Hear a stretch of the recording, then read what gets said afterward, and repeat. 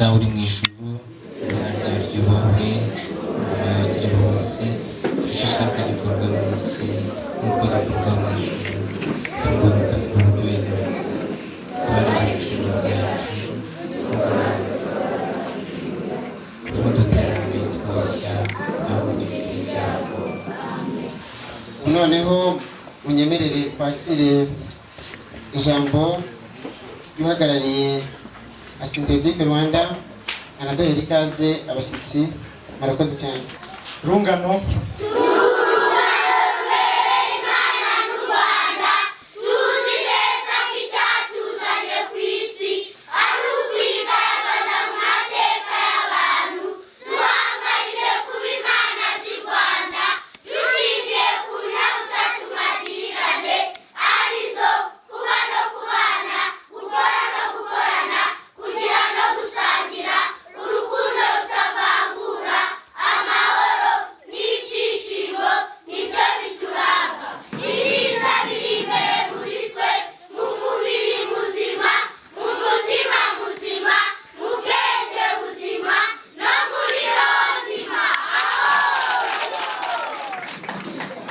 umuyobozi w'umurenge wa Ngoma, mwahagarariye umuyobozi w'akarere muri iki gikorwa, banyakubahwa basaseridoti, banyakubahwa muhagarariye imiryango ifatanyabikorwa y'akarere ka Huye, banyakubahwa abashyitsi mwese, namwe Rungano ndetse n'ababyeyi barwo, inyobokabuzima muri aho. Asynthetic Rwanda cyangwa se Association for Integral Education ni umuryango ushingiye ku nyabune nshingabuzima mu nyabutatu magirirane mu kwita ku ndangagaciro z'uburere mu burezi, arizo kuba no kubana, gukora no gukorana, kugira ndetse no gusangira. Turi buze kubisobanukirwa ku buryo burambuye mu kanya kari buze. Ni umuryango mu by'ukuri navuga ko ukiri igitambambuga, kuko igitekerezo cyo kuwushinga cyaganiriweho ku wa 2 Kamena 2018, kinonosorwa mu ihuriro rusange ry'abanyamuryango ryabaye ku wa 16 kugeza ku wa 18 Kanama 2018, ryabereye mu karere ka Rusizi, ritewe inkunga na DPF cyangwa se Dimension Publique de la Foi, ibinyujije muri AMI, Association Modeste et Innocent, hanyuma cyemezwa n'inteko rusange ku wa 9 Nzeri 2018.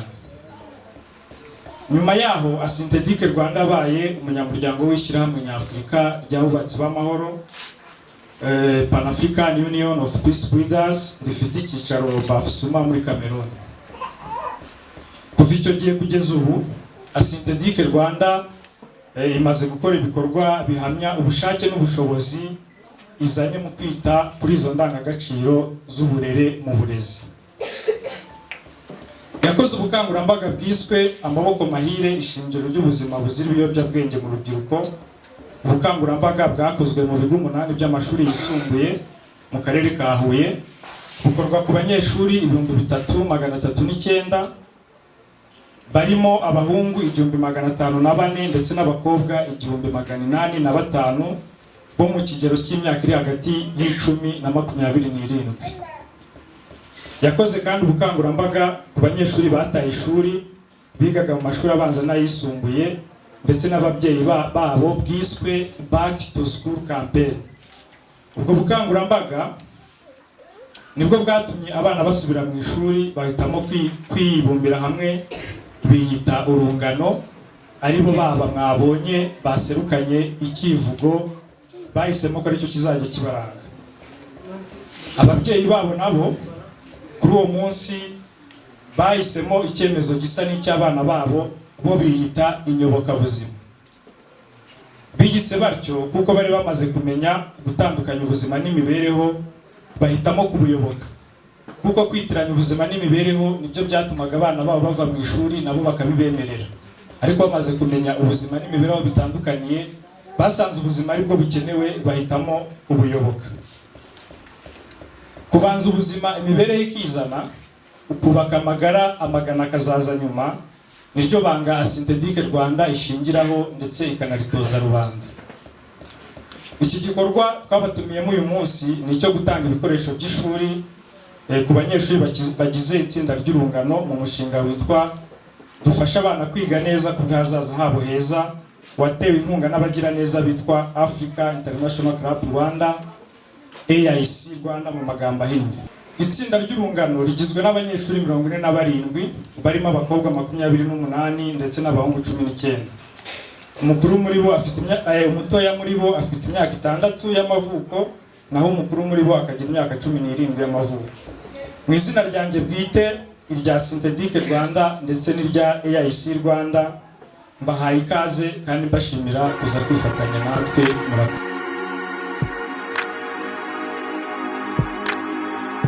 Mwese muteraniye hano n'ababyeyi bacu, mwese ndabashimira. Njyewe mu izina rya bagenzi banjye uhagarariye urungano nitwa Mutimana Clementine. Urungano ni itsinda rigizwe n'abanyeshuri 48, harimo abari bafite imbogamizi zo kuva mu ishuri, harimo n'abandi bifatanyije nabo bari bafite ibibazo bitandukanye mu miryango byo bituma bava mu ishuri. Urungano rwakozweho ubushakashatsi n'abahagarariye Asitedike, bemera kudufasha nk'abana b'abakene bari barataye ishuri, harimo n'abandi bari bafite imbogamizi zo kuva mu ishuri. Urungano nyuma twaje kwigiramo ibintu byinshi bigiye bitandukanye. Nk'abana twigiyemo ikinyabupfura, twigiramo uko wabana n'abagenzi bawe bafite ubumuga, twigiramo n'isuku mu rugo iwacu cyangwa no ku mubiri. Urungano twaje kubonamo imbogamizi nyinshi zatumaga tuva mu mashuri. Hari nk'abana benshi bo mu miryango usanga nko mu miryango yabo batifashije, ugasanga nk'iwabo bafite ikibazo cy'imirire cyangwa ikibazo cyo kubura ibikoresho byo kujya ku ishuri, bikaba ari byo byatumaga abana benshi tureka ishuri. Abana bagenzi banjye magarariye bakaba bantumye ngo mbashimire mwese uko muteraniye hano. Murakoze.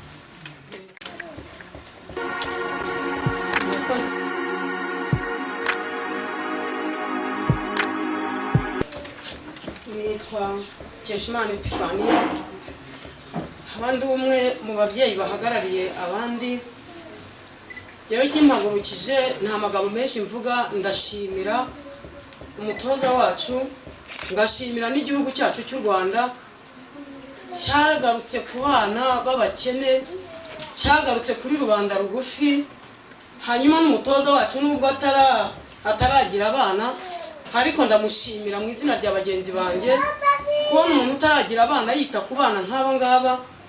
Abana bacu hari abana batageraga mu ishuri, ariko bakaba bararigezemo kubera ubuzima tuba tubayemo mu byaro. Abana bacu bakiga mu gitondo nimugoroba ntibige, ariko ubu ndamushimira cyane kubera ko yabashyize ku murongo mwiza, abakirirwa bagenda ntibanatore n'udukwi. Twebwe duturiye ikigo cy'amashuri cya Sovu, jewe nitabaga buri munsi nk'umubyeyi, nk'umunyeshuri ugiye kwiga. Ariko ni ukuri uyu mutoza wacu ndamushimira, yatugiriye neza, dutoragurira abana, turagura abana b'abaturanyi bajyaga bagira ikibazo cyo kutajya mu ishuri kubera ibikoresho. Natwe rero nk'ababyeyi twararebye tubonye badutoraguriye abana, babashubije mu ishuri bagize uburere bwiza. Abana bacu bazi kumesa, abana bacu bazi gukaraba, abana bacu mbese bazi ikinyabupfura cyiza. Nta mwana witaba ngo ye, abana bacu bazi kwitaba karame. Natwe rero byaradushimishije cyane, turavuga tuti mwadufashirije abana, natwe tubona ko mwaduhaye umusaruro mwiza, muzabona n'igihugu cyose. Natwe rero tumaze kubona abana bacu bibumbiye hamwe bafite utuntu bakora, turavuga tuti natwe ntabwo nubwo bazaduha iyo myenda, natwe ntabwo twazarekeraho iyo myenda, nawe yazatubaza isabune. Yego n'ubundi twamesaga, ariko na n'umunyeshuri ashaka kumesa kugira ngo ajye ku ishuri muri bya bindi batubwiye by'isuku bahora batubwira byo ku mubiri no mu bundi buzima. Tubavuga tuti natwe twishyize hamwe tugashaka ako gasabune, nubwo ari makeya dukoteza mu nyoboka buzima, ariko ntabwo twava hano ngo umwana abure agasabune, ntabwo twava hano mu itsinda ngo umwana umubyeyi abure umunyu, ni ukuri natwe byaradufashije cyane. Ntabwo rero navuga amagambo menshi kubera ko amasaha yacu agiye, ariko ndashima umutoza wacu, ngashima igihugu cyacu cy'u Rwanda, ngashimira igihugu cyacu by'umwihariko, ngashimira n'umutoza wacu ibyatugejejeho n'ibyo azatugezaho mu minsi iri imbere, nk'uko abana bavuze ko ibyiza byacu biri imbere. Ni ukuri turamushimira nyiricyubahiro Musenyeri, nyiricyubahiro Musenyeri, banyakubahwa mwese muri hano, nubwo twe dukunda gukoresha ngo banyakubaha, mwese nongeye kubaha ikaze ndetse no kubashimira. Munyemerere ntangire sobanura inyabune nshingabuzima mu nyabutatu magirirane Asintedike Rwanda yahisemo gushingiraho kugira ngo mu by'ukuri mwumve aho ushinze imizi. Inyabune nshingabuzima ni ijambo ryubakiye ku nshinga gushinga. Akenshi iri jambo rijyana n'ijambo bashaka kuvuga ko ari ryo shingiro ryandi biri mu cyiciro kimwe. Dufashe urugero, itegeko nshinga bisobanura itegeko andi mategeko yose ashingiyeho. Hano rikurikirwa n'ijambo ubuzima, bisobanura kuba uri muzima utari wa wundi abanyarwanda bavuga ko yapfuye ahagaze.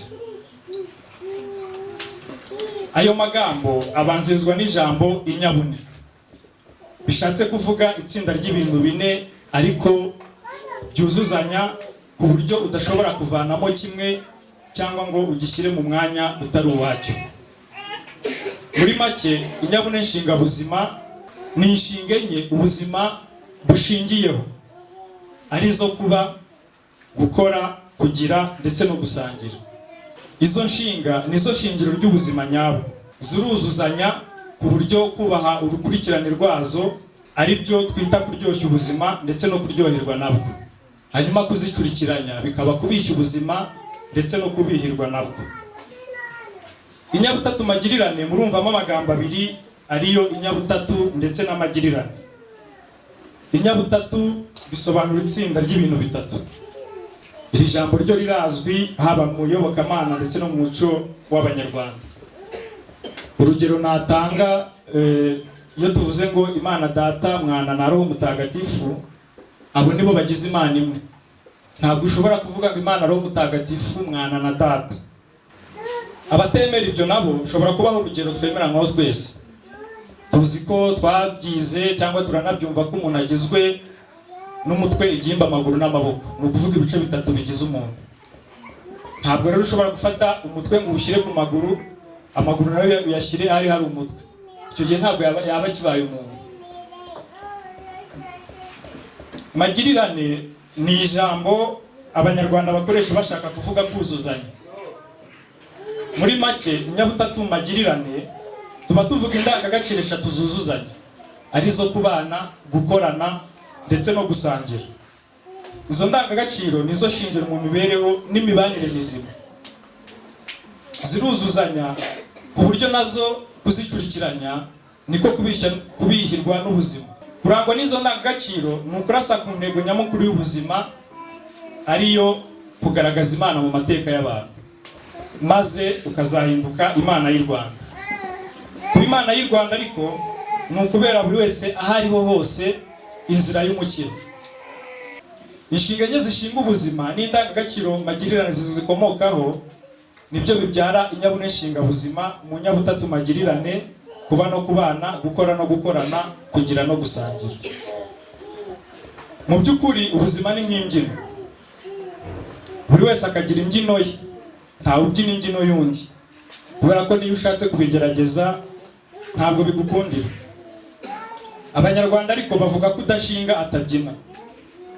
Bishatse kuvuga ko mbere yo kubyina ugomba kubanza ugashinga. Iyo umaze gushinga ariko biba byiza kubyinana n'abandi ariko ukabyina muri ya mbyino yawe. Muri iki gihe abantu benshi babihiwe n'ubuzima, barabuvumagura, banga isoko yabwo ku buryo ari n'abahitamo kubwiyahura. Ariko wareba ugasanga ari bo ba nyirabayazana, bo bashaka kubyina badashinga. Kurunga ubuzima rero kugira ngo bukuryohere ni ukubanza ugashinga ukabona kubyina. kandi ukemera kubyinana n'abandi buri wese mu mbyino ye. Gushinga ni ugukurikiranya inshinga enye zishinga ubuzima, arizo kuba, gukora, kugira no gusangira. Naho kubyinana n'abandi ni uguhimbaza ubuzima witoza gukurikiranya inshinga n'indangagaciro zizikomokaho, mbese ukamenya kuba no kubana, gukora no gukorana, kugira no gusangira. Munyemerere turebere hamwe inshinga n'indangagaciro yayo. Duhere ku kuba no kubana. Kuba, iyi nshinga isobanura kugira ubuzima, ntabwo ari ukugira imibereho, kubera ko twese turabizi ko ubuzima burangwa n'umwuka, naho imibereho ikarangwa n'ubushobozi bw'ibintu. Ariko umuntu ashobora no kugira umwuka, nyamara mu by'ukuri atari we yarapfuye kera, kumwe navuze ko abanyarwanda babyita gupfa uhagaze.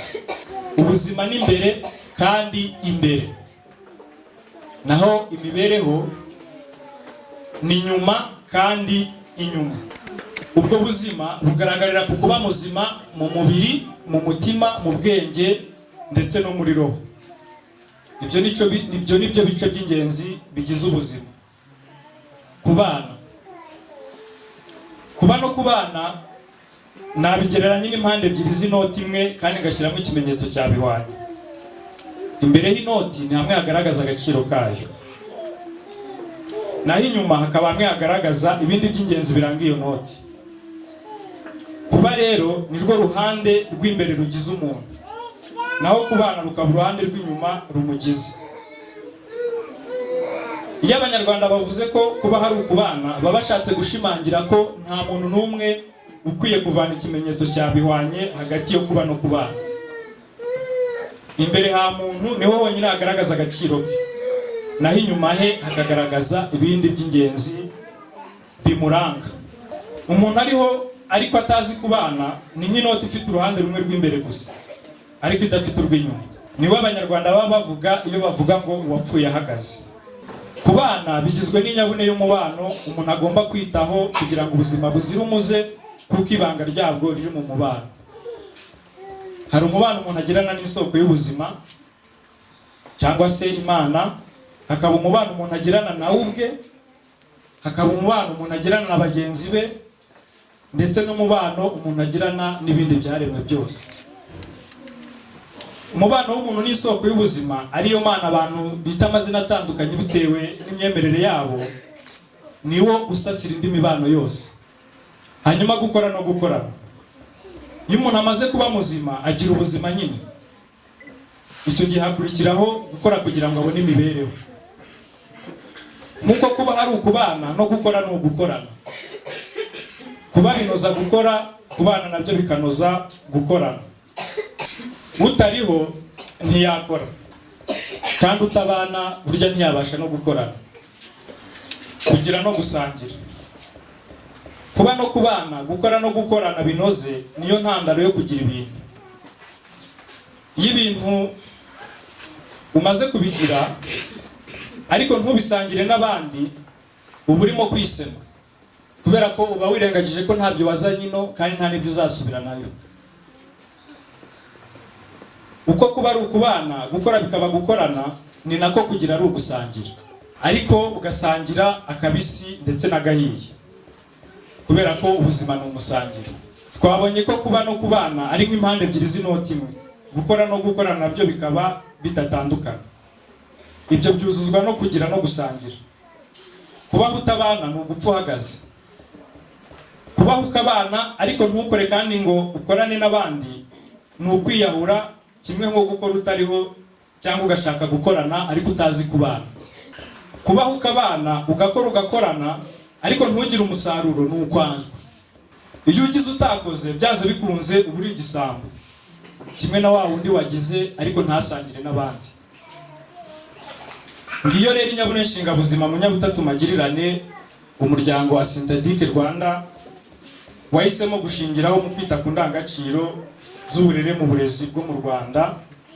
Ni ukuvuga kurera umubiri muzima, umutima muzima, ubwenge buzima ndetse na roho nzima, kandi byose bikarererwa icyarimwe. Ariko guhitamo uwo murongo ni ugufata icyemezo gikomeye nk'izindi mana z'i Rwanda tuzi. Twafata urugero kuri Yezu Kristo ku bamwemera, abo twita ba Gandhi tuzi mu mateka y'isi bagiye bamenyekana, ndetse n'aba Nelson Mandela. Cyangwa se tugarutse mu muco w'Abanyarwanda, nawe ntago wabura uwo wavuga ati uyu ni Imana y'u Rwanda, ni intwari y'Abanyarwanda, yitangiye Abanyarwanda. Imana y'u Rwanda ibizi neza ko itazatana n'umusaraba, ariko impamvu itagamburuzwa nawo ni uko ibizi neza ko umusaraba atari urupfu, ahubwo ari ikona rya nyuma rigana ubuzima. Imana y'u Rwanda byanze bikunze igwiza abanzi, kandi abo banzi bakihisha mu kwiyitirira ko ari bo banyakuri mu kuvuga iyo mana no kuyirwanaho. Aho batandukanira n'Imana y'u Rwanda nyabyo ni uko bo bahamya urupfu, yo igahamya ubuzima. Bayifuriza urupfu, yikabifuriza ubuzima, kuko ibizi neza ko n'abatari bo atari abagome nta n'icyo bapfa, ahubwo ari abagornyi batumva ntibanabone. Bahora bavuga bati mudukize dawe, ariko yo igahora ivuga iti bababarire dawe. Bayibonamo ubusazi, yikababonamo ubuzima, kuko ibizi neza ko n'abatari bo. Mboneyeho gushimira buri wese wagize uruhare kugira ngo Synthetic Rwanda ishinge imizi, n'abakomeje kurugira kugira ngo ishingure, barimo AIC Rwanda yateye inkunga iki gikorwa, abakomeje kuyirwanya no kugerageza kurandura icyo ari cyo cyose yakwishingikiriza kugira ngo ibashe gushingura, nabo ndabamenyesha ko barushywa n'ubusa kuko atari bo mana. Urungano rero mukagira ibitekerezo bimwe ndetse n'intumbero imwe, mubinyujije mu gukunda ishuri, ko muzaba muhamije ubuzima, kandi ko nabwo buzabitura imibereho mukeneye. Twababwiye kandi ko uko mwivuga muri icyo kivugo cyanyu hari abateze amatwi mutabareba, ariko ko uko mukomeza guharanira kubaho uko mwivuga muzagenda mubabona. AIC Rwanda ni umwe mu babikirije mugitera icyo kivugo. Mu kanya kari buze tugiye kubagezaho ibikoresho by'ishuri mubona imbere yanyu, mwagejejweho n'abo bagira neza mu rwego rwo kubareka ko mu by'ukuri babashyigikiye. Ndabasabye rero ngo ntimuzabatenguhe, murabinyemereye? Yego. Muzabifate neza kandi muzabibyaza umusaruro muzima. Babyeyi babo namwe nyoboka buzima, iki gikorwa kirashyigikira gahunda yanyu yo kuzigamira hamwe mubigirira imyigire myiza y'aba bana banyu. Namwe rero basabye gukomerezaho ndetse no gushyigikira abana banyu bahangarije kuba Imana z'i Rwanda nk'uko mwabumvise. Ibyo ngibyo ariko bazabigiraho babikesha imbuto muberera ndetse n'ingero nziza mubaha mu rugo iwanyu. Banyakubahwa muhagarariye imiryango mfatanyabikorwa y'akarere ka Huye, Synthetic Rwanda yiteguye kubana, gukorana ndetse no gusangira namwe. Ntimuzagire rero impungenge izo arizo zose zo gukomangira Synthetic Rwanda mu gihe mwaba muyikeneyeho icyo ari cyo cyose, kuko nayo iryo pfunwe ritazigera rigira, nayo nibakomangira muzayugururire. Bayobozi muhagarariye inzego z'ibanze, iki gikorwa mwiboneye twagezeho cyo gusubiza abana mu ishuri nta kindi kirabura tubikesheje uretse gushingira ku nyabune nshingabuzima mu nyabutatu magirirane. Kirashimangira neza ko uruhare rwa Synthetic Rwanda mu mihigo rushoboka. Turabizeza rero ko twiteguye ubufatanye bubyara umusaruro mu bikorwa ibyo ari byo byose bijyanye n'uburezi. Murakoze mwese, mbifurije umwaka mushya muhire 2020, kuba no kubana, gukora no gukorana, kugira no gusangira, bikomeze biturange ubu ndetse n'iteka ryose. Amen.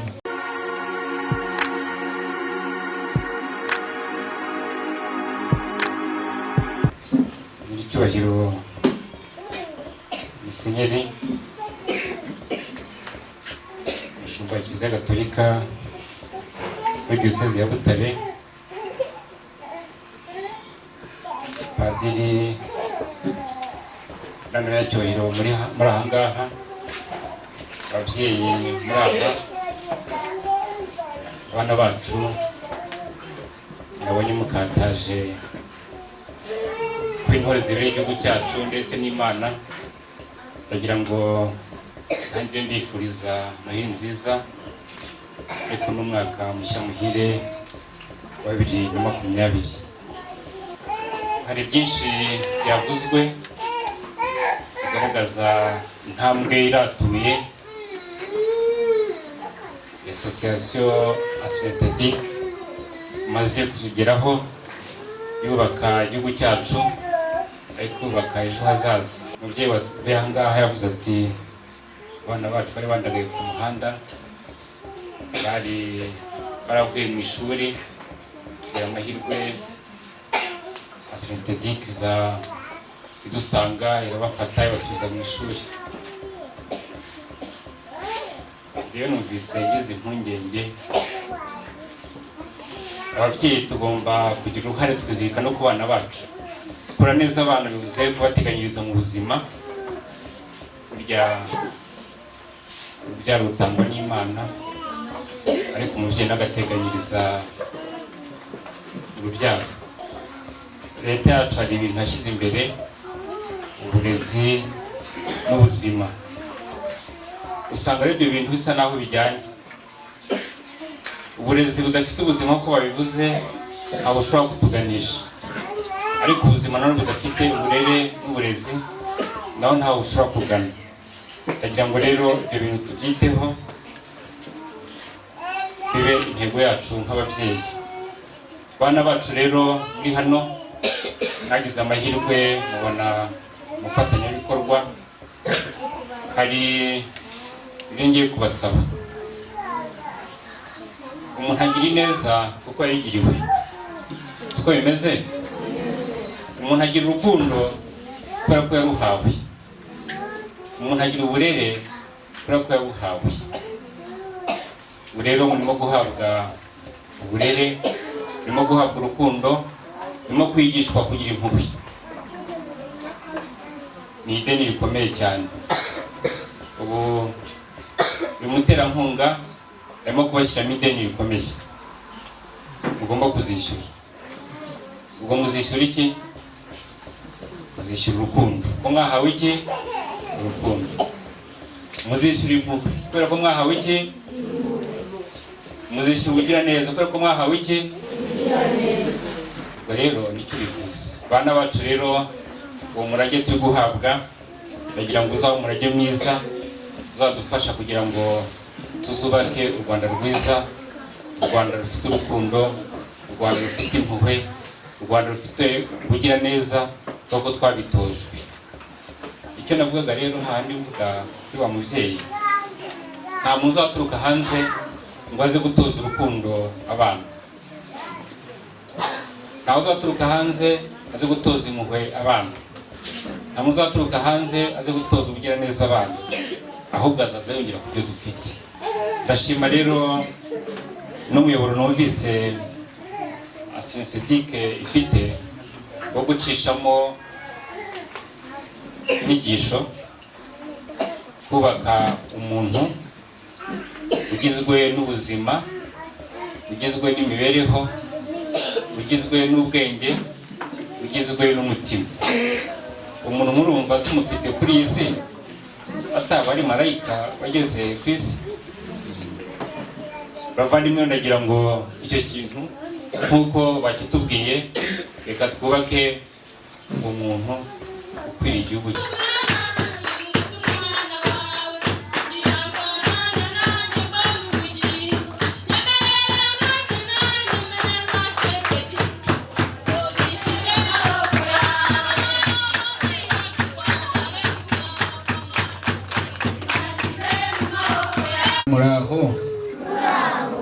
muraho neza, murumva mukomeye. ababyeyi muraho baba bana namwe mwese abo batumiye mwaje muri ibi birori byiza. Nk'abana mwe rero kera na kare mu Kinyarwanda bavuga ko n'indubizi kambi k'umuntu ni iki? Kambi k'umuntu ni umutima we, sibyo? Kambi bivuga iki? Bivuga yuko umuntu agizwe n'umutima we. Icyo umutima wawe ushatse ukigeraho, icyo umutima wawe wanze biba byanze nyine. Uyu munsi rero ni umunsi mwiza kuko ari umunsi wo kwerekana urebye ububyeyi bw'ababyeyi banyu n'ububyeyi bw'abandi bandi bafatanya nabo. Ikintu cya mbere ku mwana ni uko hari ukurya, hari ukunywa, ariko ibyo byose ntabwo iteka abantu bahora hari n'abantu bavuka ari abakire. Ikintu gikomeye ku bana rero mw'ababyeyi ni ugutuma umwana wawe yiga, kuko uyu mwana wawe atize uba umushyize mu bibazo bikomeye. Umwana ashobora no kukunanira, ariko gutuma yiga, kumva ko kwiga ari ikintu gikomeye mu buzima bwe, nicyo kintu ni ishingiro ry'ibintu byose. Wa mwana utize kubaho mu buzima biramurushya, biramunanira, kuko agomba kugira uburyo bwo kubaho, azakomeza kurushya. Unashaje uri umukecuru usange nta kuntu ameze, aho kugira ngo umusange wenda mufatanye, wenda ugira uti nkorera iki nanjye nananiwe nashaje, ugasanga ari uza kukubuza uburyo. Wa mwana utiga ashobora kuba umuntu nk'uko babitubwiye, umuntu mubi mu gihugu, akagira nabi, agahora mu manza, agahora bamufunga, agahora ahantu habi. Kwiga rero, kwiga ni ikintu gikomeye. Uko umuyobozi w'umurenge wa Ngoma yabitubwiye, mbere na mbere mw'ababyeyi mwe mwumve ko mu ngorane mushobora kugira zose. Turabizi abantu ntabwo tureshya, hari abantu bagira ingorane kurusha abandi, ubukene ntibureshya, ni ibintu bisanzwe mu bantu. Ariko muri izo ngorane zose uko zaba zimeze kose, mwumve ko mugomba gutuma abana banyu biga. Ni ikintu ngombwa, naho ubundi uwo mwana niba atize ntacyo umusigiye, ntacyo umuhaye. Ikindi rero ku bana nk'uko babibabwiye, ubu ngubu barabaha ibi ngibi byose. Ni urugero rw'uko babakunda, nk'uko babibabwiye, nk'uko babashakira ineza. Iyo neza nabyo ni nka byari navugaga, ntimukeke ko ineza cyangwa urukundo rwizana, mugomba gukora. Mwebwe rero niba mwumva muri mwaragize n'ubwo bukene, mwishyire mu mutwe ko mugomba gukora kurusha wa wundi yewe utarageze anagira n'ubukene bwinshi. Wowe kwiga ugatsinda kuri wowe ni inshingano zikomeye, kuko ugomba kubaho. Undi wenda aravuga ati nzabeshwaho na data, nzabeshwaho n'iwacu.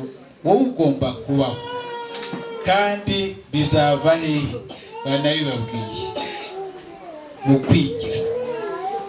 Ni wowe wigize. Mu Rwanda baravuga ngo byo birakomeye, ntabwo abana babizi, ariko abakuru barabizi. Baravuga ngo umuntu arigira, iyo yibuze arapfa, nta kindi. N'uwashaka kugufasha ntashobora kugufasha. Utoza abana rero hakiri kare kumenya gukora. nishimiye kumva ko ababyeyi mufatanye mushyira hamwe utuntu amafaranga mushoboye kugira ngo muhe aba bana uburere. Hari uburere batubwiye mwagombye kuba muba. Kubwira umwana ngo akarabe ntibigomba amafaranga, ni umuco, ni umuco, kandi umuco ni muco mukuru mu Kinyarwanda twese twawukuriyemo. Umwana abandi umuntu wiyanduza, ni ngombwa ko kumubwira uti wa mwana we karaba.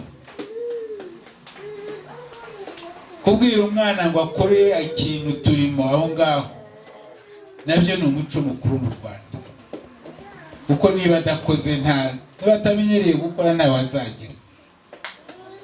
Kubwira umwana ko afite ubwenge nk'uko babitubwiraga, akagira umutima, akamenya gukunda Imana, akamenya kubaha ababyeyi, nawo ni umuco mugomba gutoza aba bana. Aba bana rero babari mu maboko mw'ababyeyi, rwose mufasha abana banyu, mufasha abana banyu. Niba binabaruhije muzagende mujye kuri paruwasi n'ahandi muti ngaba abana turabahaye mushake uko mubagira, ariko mufasha abana banyu, kuko aba bana ejo bundi niwo mugisha Imana yabahaye, ariko uwo mugisha ushobora no kubabera ibibazo. Ubundi mugisha ni mwiza iyo abantu bafatanije. Ndagira gusa ngo mbashimire ko mwadutumiye, nshimira Saint-Educ umurimo yakoze, nishimire kuba barashyize aba bana hamwe. Ibikorwa byose byiza bya leta mugira Imana, hari n'igihe leta itakwitaho. Leta rero iyo mugize Imana mukagira leta ibitaho igafatanya n'abandi, twebwe twese turabafatanyabikorwa, gafatanya n'abandi. Iyo mugize Imana bikabaho, biba ari umugisha ukomeye, biba ari umugisha ukomeye. Turajya inama rero yuko uyu mwaka uje w'ibihumbi 2020 umwaka mwiza kuruta ndetse 2019. Imana rero mwese ibakomeze, ibaho umugisha. Bifurije, turi mu bihe bya Noheli nziza, bifurije umwaka mushya muhire, mukomere. Abana ni ukwiga neza, sibyo?